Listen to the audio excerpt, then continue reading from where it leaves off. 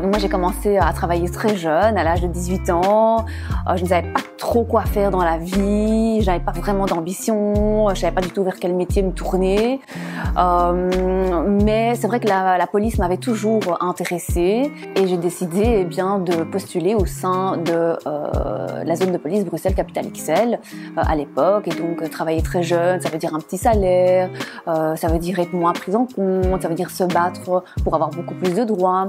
Et au fur et à mesure, j'ai commencé à me renseigner sur comment est-ce qu'on faisait pour pouvoir améliorer les conditions de travailleurs des jeunes. J'ai rencontré la CGSP, donc une organisation syndicale, qui m'a recrutée. Et donc à l'âge de 20 ans, je deviens déléguée syndicale et je comprends tout de suite les enjeux au niveau du travail, des inégalités donc, pour les jeunes. À un moment donné, je me suis dit, tiens, pourquoi pas moi ? Pourquoi je ne serais pas de l'autre côté? Pourquoi je ne serais pas celle finalement qui prend aussi les décisions? Et j'ai décidé de sauter le pas quelques années plus tard en rejoignant une section locale dans ma commune, donc de jeunes socialistes. Et en 2014, je décide de me porter candidate aux élections fédérales. Je fais campagne, on se donne à fond, puis finalement, me voilà élue, première fois députée fédérale et la plus jeune d'ailleurs députée à la Chambre en 2014.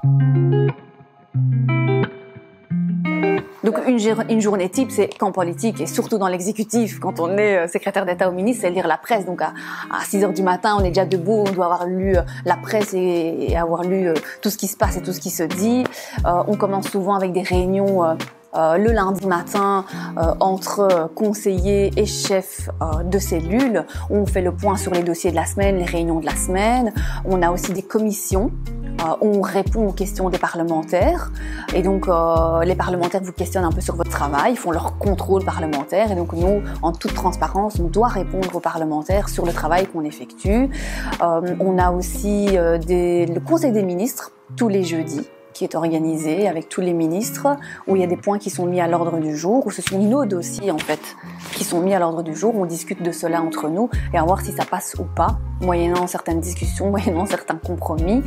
Il n'y a pas vraiment de journée de type en politique parce que les choses peuvent être chamboulées en dernière minute, donc ce sont aussi des rencontres avec le terrain, ce sont des interviews, c'est préparation de réunions, c'est brainstorming sur des idées qu'on a pu avoir comme ça au milieu de la nuit et se dire tiens, est-ce que ça c'est faisable ou pas, et ensuite on concrétise tout ça. C'est de se dire qu'on peut changer les choses. C'est que c'est dur, mais que le jeu en vaut vraiment la chandelle. C'est qu'il faut se battre évidemment pour obtenir des avancées, mais c'est déjà la concrétisation de 2 plans. Voilà, pour moi c'est une bataille, des batailles de gagner. C'est une grande fierté d'avancer là-dessus. C'est de se battre pour défendre ses idées, ses valeurs. C'est évidemment le jeu démocratique parce qu'il faut toujours débattre avec tous ses partenaires de majorité. Mais le jeu en vaut vraiment la chandelle quand on sait qu'on peut les concrétiser à la fin et que ce qu'on propose va marcher. On se dit qu'on a tout gagné. Surtout les discussions avec le secteur associatif, le terrain. Je suis vraiment quelqu'un du terrain. J'adore discuter avec les gens, avec les experts de terrain parce que c'est vraiment de leurs recommandations que je me nourris pour pouvoir mener une politique efficace. Donc de la concertation, des discussions. Pour moi, c'est vraiment primordial, c'est la communication. En tant que secrétaire d'État ou ministre, on n'avance pas seul.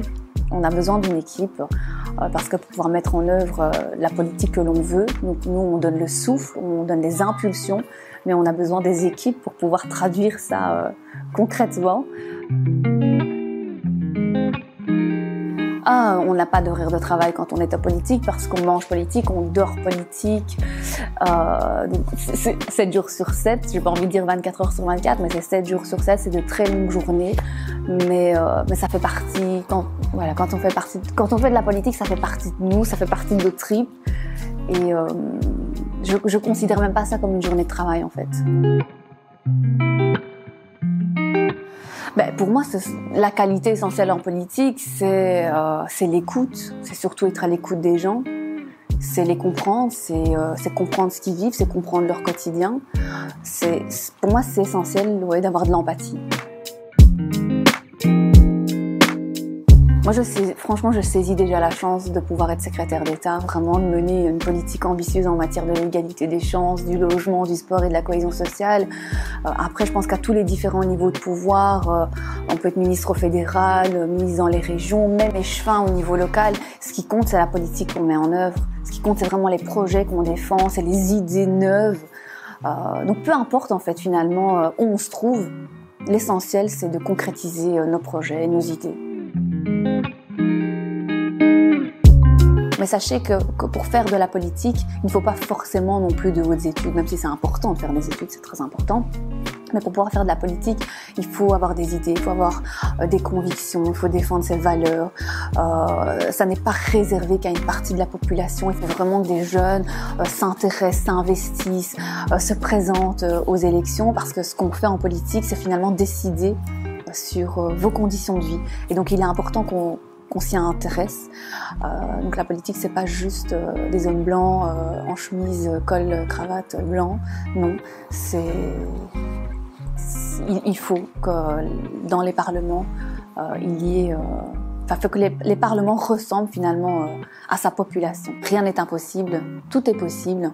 Si on se donne les moyens, si on y croit, évidemment que rien n'est facile, parce qu'il faut toujours se battre pour obtenir tout dans la vie. Rien ne vous est servi sur un plateau d'argent, comme on dit, mais rien n'est impossible.